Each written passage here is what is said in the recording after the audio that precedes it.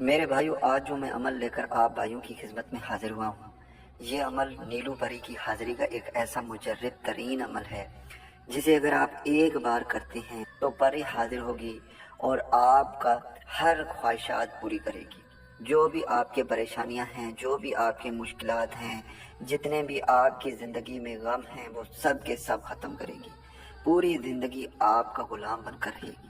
یہ عمل صرف میں اپنے ان بہن بھائیوں کے لیے لے کر حاضر ہوا ہوں جو پریشان ہیں، جو مجبور ہیں، لاچار ہیں، جن کے زندگی میں اتنی پریشانیاں ہیں جو کبھی بھی ختم نہیں ہو رہی۔ آپ نے اس عمل کو صرف مجبوری کی حالت میں کرنا ہے۔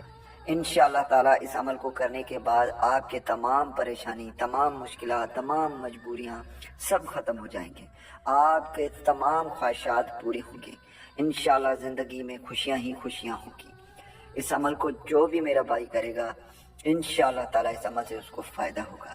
لیکن یاد رہے، اس عمل کو صرف جائز مقصد کے لیے کرنا، ناجائز مقصد کے لیے ہرگز نہ کرنا، ورنہ اس عمل سے آپ کو نقصان بھی ہو سکتا ہے۔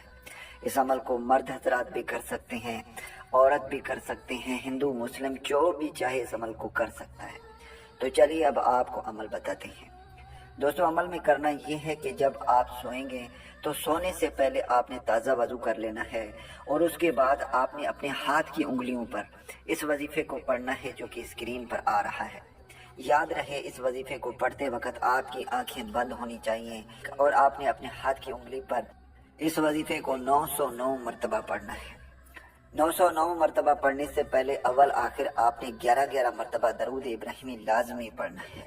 جب آپ 909 مرتبہ پڑھ لیں گے، آخر میں 11 مرتبہ جیسے ہی درود شریف پڑھ لیں گے، آپ جیسے ہی آنکھیں کھولیں گے تو آپ کے سامنے پری حاضر ہوگی، جو آپ سے پوچھے گی کہ آپ نے مجھے کیوں مخاطب کیا۔